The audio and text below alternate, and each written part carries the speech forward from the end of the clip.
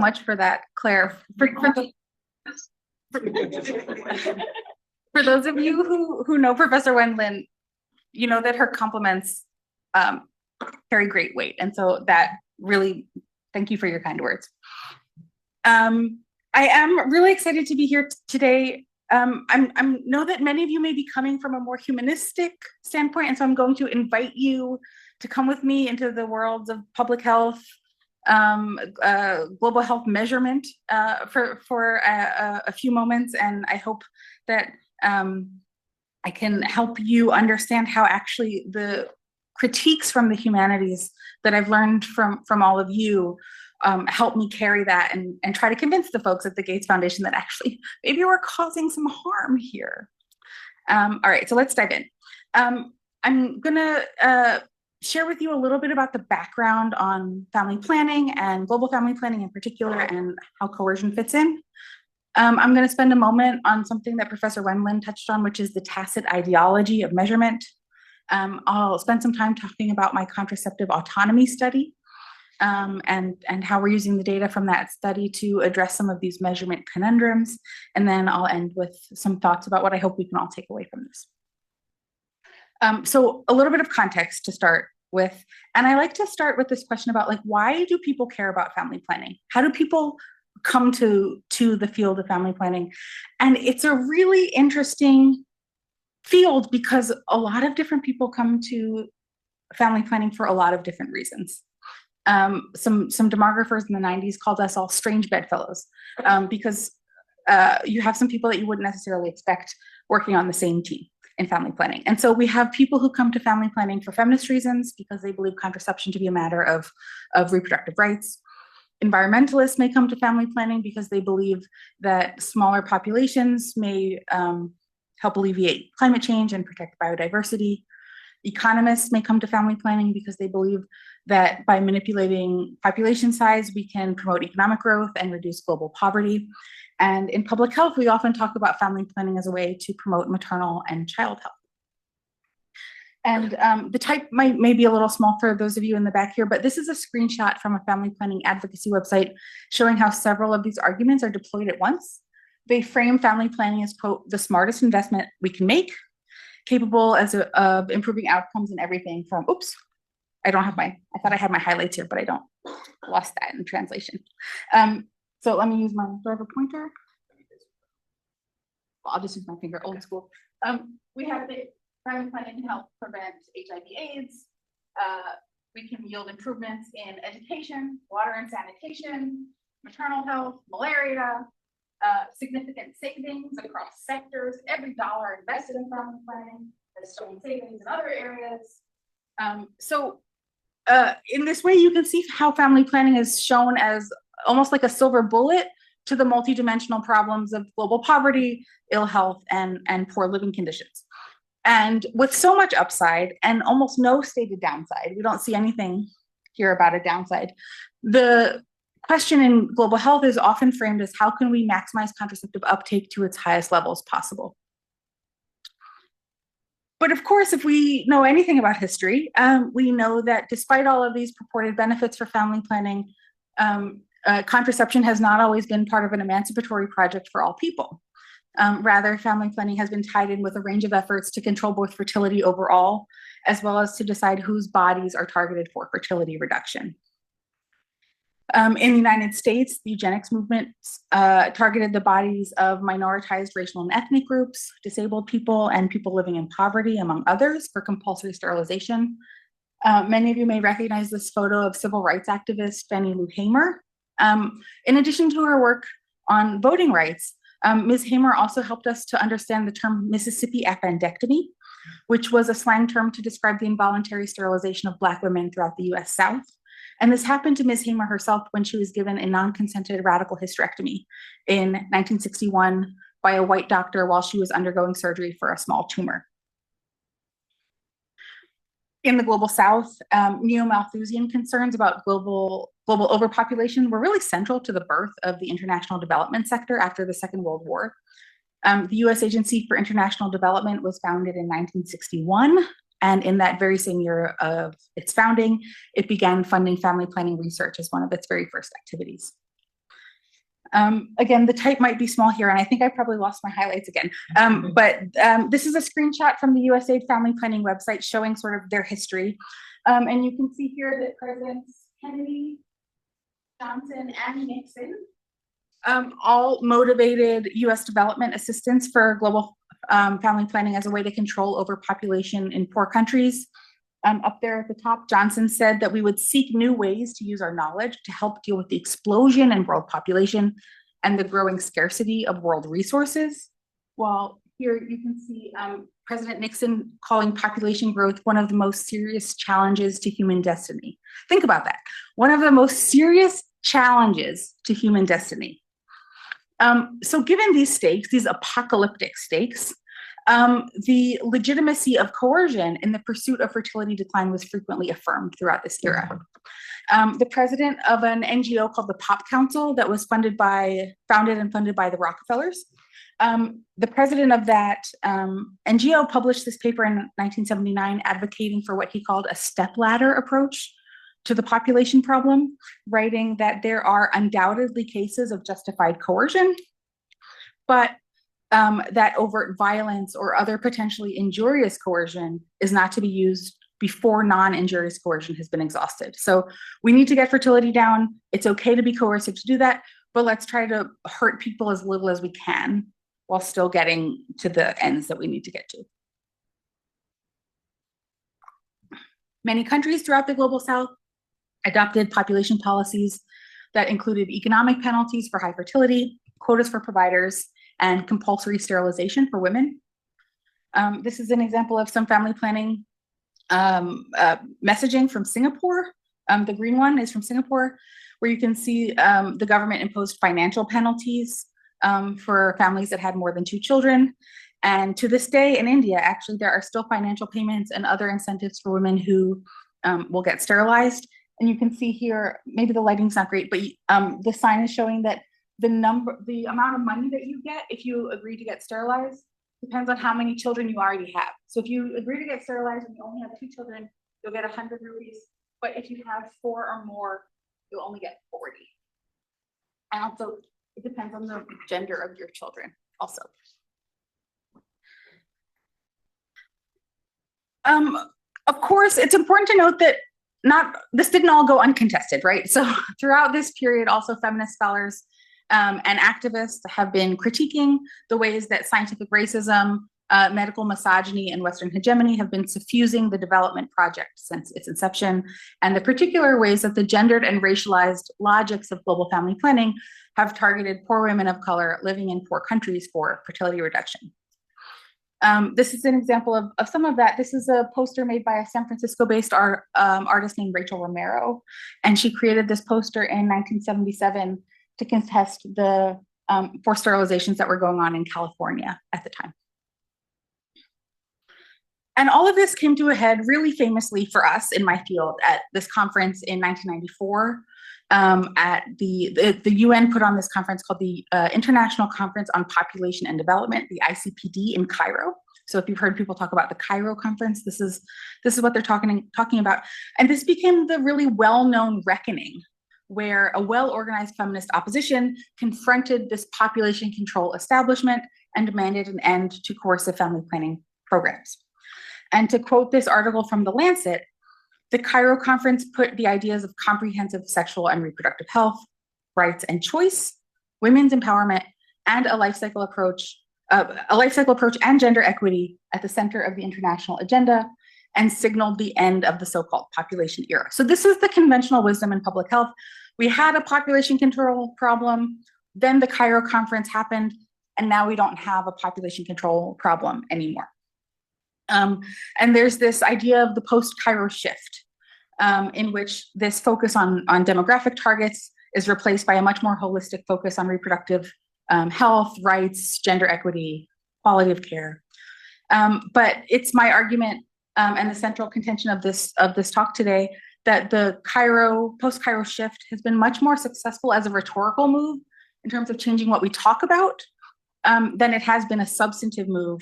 And I argue that the orientation towards fertility reduction and population control actually remains very much intact in global family planning programs today. And here are some examples of some state-sanctioned contraceptive coercion in the years since Cairo. So there have been efforts to control fertility overall, like the one-child policy that was in effect in China until 2016. There have been sterilization camps, like these that were operating in India through 2016 as well. There have been efforts focusing on ethnic minorities and especially indigenous women, like this example from Peru from the late 1990s under the Fujimori government. Efforts targeting women with disabilities or living with chronic diseases. This is an example from Namibia where women with HIV were targeted. This is from 2012. Women of color and particularly women of African descent have been targeted, like this case from Israel from 2013. Trans people and gender nonconforming folks have been targeted, like this example from France from 2017. Poor people have been targeted, like this example from Australia from 2014. People with intellectual disabilities have been targeted, like this example from the UK from, I think this is, 2015. And I had many options to choose from for the US, but I chose to focus on this one from Tennessee from 2017 in which incarcerated people were targeted. And so here you have examples of contemporary contraceptive coercion from every inhabited continent in the world, targeting people along just about every axis of marginalization that you can think of: race, ethnicity, gender, disability, geography, class, and more.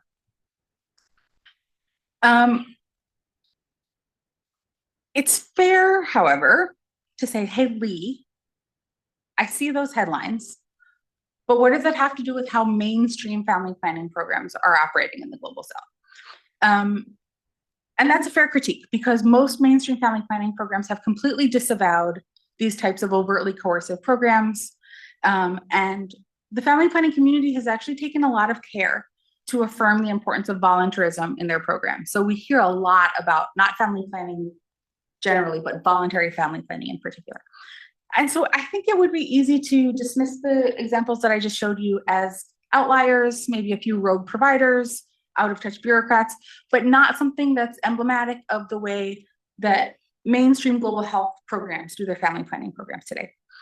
But what I would argue is that the reality of stratified reproduction and this ideological focus on keeping certain people in certain places from having too many babies really does remain woven through the heart of contemporary global family planning. And one way that we can see that is if we look at the research agenda and what we measure. So now I'm going to turn to the tacit ideology of global family planning measurement. And I know I don't need to convince this group of people that measurement matters and that we should pay attention to what we measure. But I just love this quote from anthropologist Sally Engel Mary. She has a book called The Seductions of Quantification that is excellent. I highly recommend it. And Mary says that statistical knowledge is often viewed as non-political by its creators and users. It flies under the radar of social and political analysis as a form of power. Yet how such numerical assessments are created, produced, passed into the world, and used has significant implications for the world, for the way the world is understood and governed. So, although indicators might seem like an objective count of any given phenomenon, what we choose to count and how we choose to count it are political decisions that reflect the political worldviews of the people who are making them. And so what I spend a lot of my time doing is thinking through what are the tacit ideologies of our global family planning measurements? What types of power are these measures wielding? Whose worldview do these measures help us understand? And really importantly, whose worldviews do these measures obscure and not help us see? And this is a list of the indicators that we use in family planning today. This is from the USAID program Data for Impact.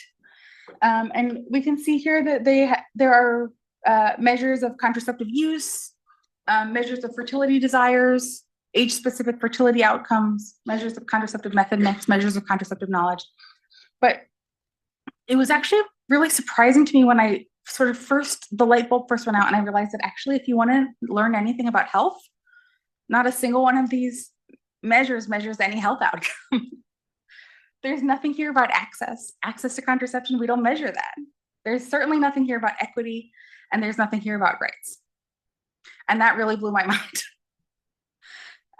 And so I think this is really what can help show us that even though we've changed what we talk about since the Cairo conference, we have sort of this misalignment between what we talk about, what we say motivates our programs on the one hand, and what are the measurements we use to evaluate our programs on the other hand.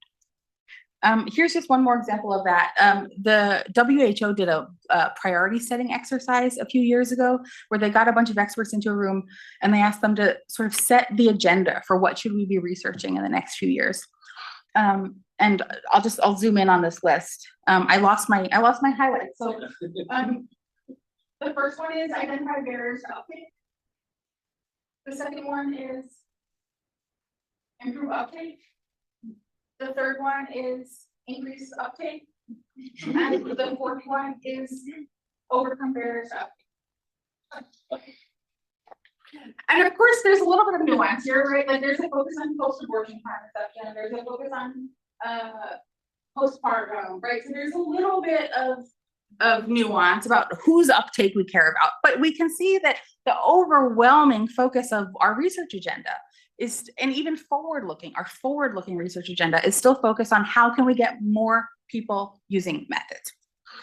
And of course, in global health, this isn't just a question of academic interest, because these measures have tremendous implications for how programs get funded, how they get designed, how they get implemented, how they evaluated. There's this feedback loop in global health. And nowhere is this more true than in the family planning field. In particular, in 2012, we got something from the Gates Foundation and DFID, which was the British aid organization. DFID and Gates came together to start something that they called FP 2020, Family Planning 2020. Now it's called Family Planning 2030. Maybe soon to be called Family Planning 2040, we'll see. But this global initiative started in 2012, and the main goal of the program was to add 120 by 20, adding 120 million additional users of modern contraception by 2020 in the world's poorest countries. And in the words of the program's architects, the success of FP 2020 will first be evaluated on the basis of quantitative verification to determine that the 120 goal was reached. So we have this global goal. We need to get 120 new users. And then the way that this program worked was that different regional initiatives and countries would make pledges. Like, this is how much of the 120 million we'll be responsible for. So there was this thing called the Ouagadougou Partnership, which was a coalition of 9 Francophone West African countries that came together, and they pledged to collectively add 2.2 million new users in those 9 countries. This is an excerpt of Ghana's commitment to FP 2020. They agreed to add, to get up from 22.2% to 29.7%. For married women, and then for unmarried women, they wanted to get up from 31.7% to 40%. And this is something that I thought was really interesting. In addition to having a contraceptive goal that they pledged to FP 2020, they also pledged to reduce total fertility from 5.5 children per woman to 3. And this is from the strategic plan that Burkina Faso developed as part of their commitment to FP 2020. They called it their acceleration plan for family planning, how to accelerate family planning. And I'll translate it into English for those of you who have rusty French. But this commitment I thought was particularly interesting because not only did they make a commitment to reach a certain target overall of new contraceptive users, but they decided that they wanted to focus on specific methods. So they wanted to specifically add users of the injectable, the implant, and the IUD. So these long-acting methods. And so it was this sort of global context for family planning that led to the 2 overarching research questions that I guess are the things that keep me up on all night. And the first is, what happens to people's experiences when fertility goals are what drive family planning programs? And the second question is, how can we design new population-based indicators for family planning that actually do measure that post-Cairo agenda of reproductive health and autonomy, as opposed to that pre-Cairo agenda of population control.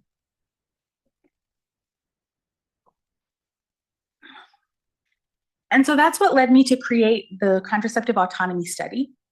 The goals of this study are to better understand how contraceptive coercion manifests today, and to try to help us build a sort of a fundamentally new approach to family planning measurement that really promotes person-centered care and reproductive freedom. It was an exploratory sequential mixed method study that I designed that first used a formative qualitative research phase to inform the development and implementation then of a large quantitative survey. I carried out this study in Burkina Faso, and maybe this might be the one time I present the study where people don't go, what's Burkina Faso? Where is that? So I'm sure many of you, or all of you, already know that Burkina Faso is a landlocked country in the Sahel region of West Africa, just to the north of Ghana, Togo, and Benin. It was known as Upper Volta prior to 1984.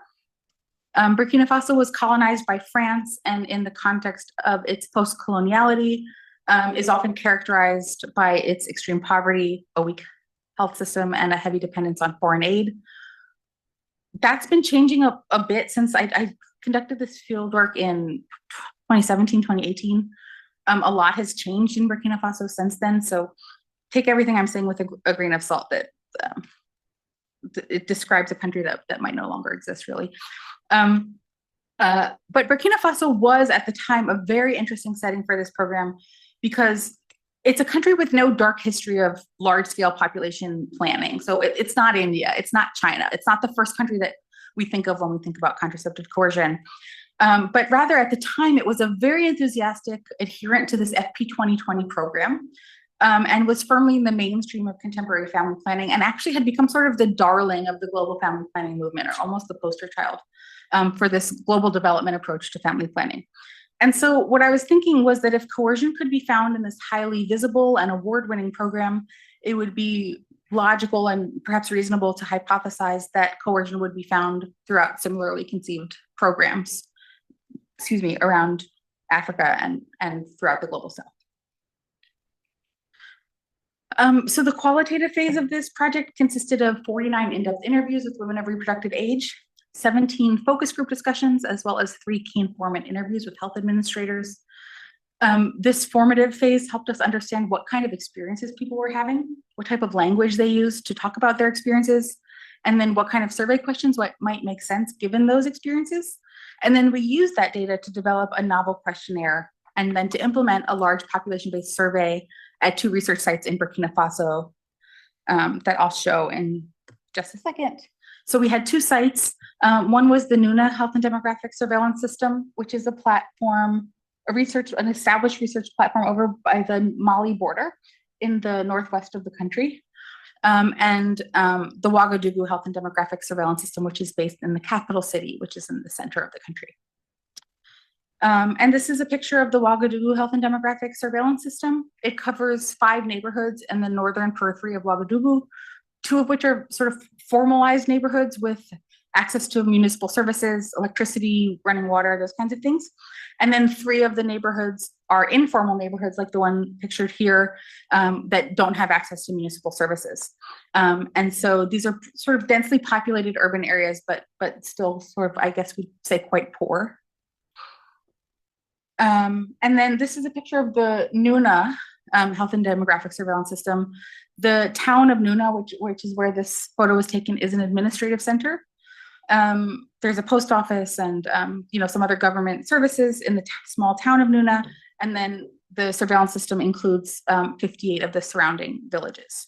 So we're talking quite rural in this context. So on to some results. And I didn't spend too much time on methods, but very, very happy to talk more about methods during the Q&A. But I'm going to talk a little bit about our qualitative results. And I think one of the most important things to come out of this, at least for me, was the development of a new theory to help us conceptualize and understand how contraceptive coercion manifests. And sort of the 3 components of this theory are that coercion sits on a spectrum, it's not a binary. Coercion can be structural in addition to interpersonal, and coercion can be bidirectional. And I'll go into a little bit of detail about what I mean by all of these 3. So coercion sits on a spectrum. And that might, I guess, seem obvious in retrospect, but most of the ways that coercion has been conceptualized in previous work is like, is there coercion, yes or no? And it's like, were you sort of like strapped down to a table at gunpoint, or did you have 100% free choice? And that's rarely how things happen in the world. And so what I've come to think in my work is that it's actually much more helpful for us to conceptualize coercion as an array of practices that can limit contraceptive decision-making in different ways, from the very subtle to the very overt. So I conceptualize things like a very limited method mix, things like biased or directive counseling, the provision of false medical information. Those are mapped on the subtler side of the spectrum, whereas things like refusing to remove a LARC method. LARC is long-acting reversible contraception, so IUDs and implants that you need a provider to remove.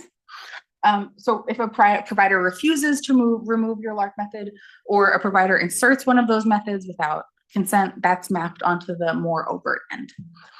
And let's look at some examples. This is an example of what I'm calling subtle coercion. This is Maria's story. We asked her to tell us about her contraceptive counseling, and Maria said, well, the health workers normally counsel you that if you want to choose, you have to choose the 5 years, the implant. That's the duration of use of the implant. Now, if that method isn't suitable for you, you can take it out and get the 3 months, the injectable. But if you don't like that, you can't take it out. You have to wait for the 3 months to be over. Otherwise, you can't remove it. And the interviewer says, so it's the providers who told you?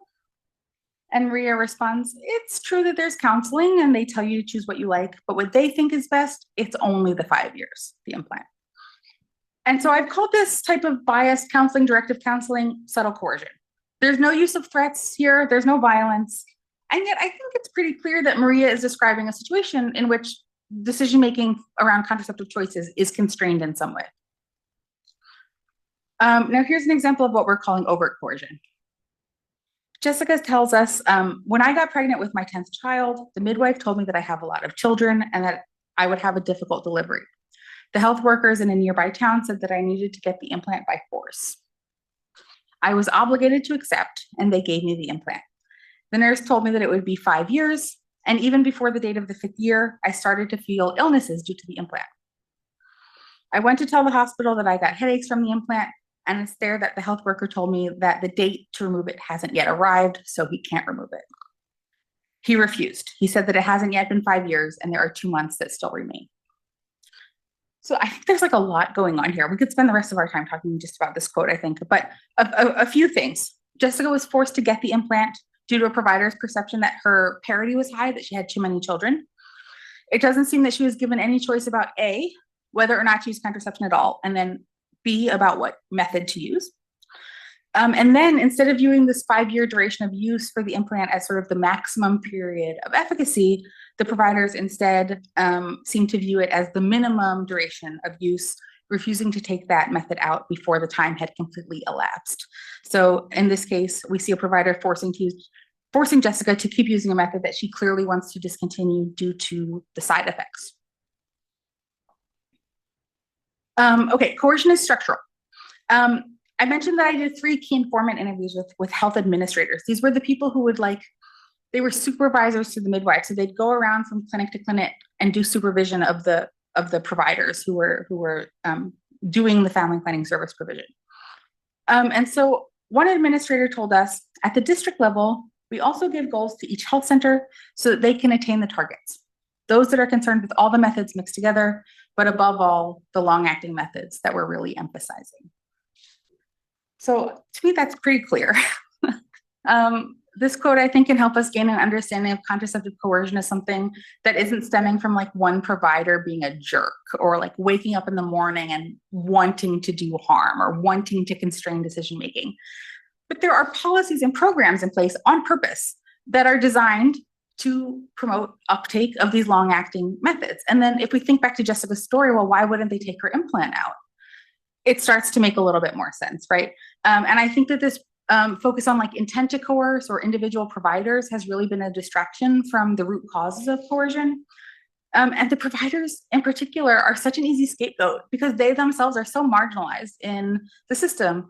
So it's really unfair to put the blame on them for all of this. And instead, if we understand coercion as something that's structural, it can help us reframe our analysis and place the critique back onto the donors and the program designers in the global north who are setting the targets, rather than the providers in the global south who are just implementing the programs. So it should come to us as little surprise that rights and autonomy are subordinated to the stated goals of maximizing contraceptive uptake. And then finally, this is a little schematic about what I mean about the bidirectionality of coercion. Traditionally, when we've thought about coercion at all, we thought about it as someone being forced to use a method that they don't want. And that's really important. Those are some of the examples that I've shown. I focus a lot of my research on that. But it's not the only form of coercion. So oftentimes people are also deprived of a method that they do want. And so here I call these upward coercion and downward coercion to make a distinction between them. But especially as we see sort of these growing calls for like a pronatalism in the global north, right, that people should be having more babies, I think it's really important to focus on downward coercion as well, that keeps people from using a method that they do want. It's just the other side of this coin, and both of them are equally bad, right, in terms of impinging on people's reproductive self-determination. So I bring these ideas together in this sort of comprehensive theory of coercion that rests on the contention that all obstructions to contraceptive autonomy, upward and downward, structural and interpersonal, subtle and overt, should be understood as various iterations of the same process, and that process is coercion. So that was the easy part. The hard part is, how do you turn this into a measure? Because it's really, basically everything I've said is it's really complicated. And it's really nuanced, and it can manifest in a million different ways. Okay, so now we're trying to quantify it. It's really hard. We knew that we wanted to do something really different than the status quo, because the status quo is really dependent on a very simplistic understanding of like, oops, I lost all my animations. If someone has a method, if they're in cell B, that's really good. We like that. Good outcome. Someone's in cell A, terrible. We hate that. That's a programmatic failure. And this is really at the basis of every contraceptive measurement that we have. That long list I showed you, this is what undergirds just about every single measure there. And so this I guess is fairly simple. It's like, what if we actually just add one additional criterion to this schematic and look at whether or not people actually want a method? Then we couldn't just say that this column was still good and that this column is still bad, right? Now we have to look at concordance between what people want and what they have.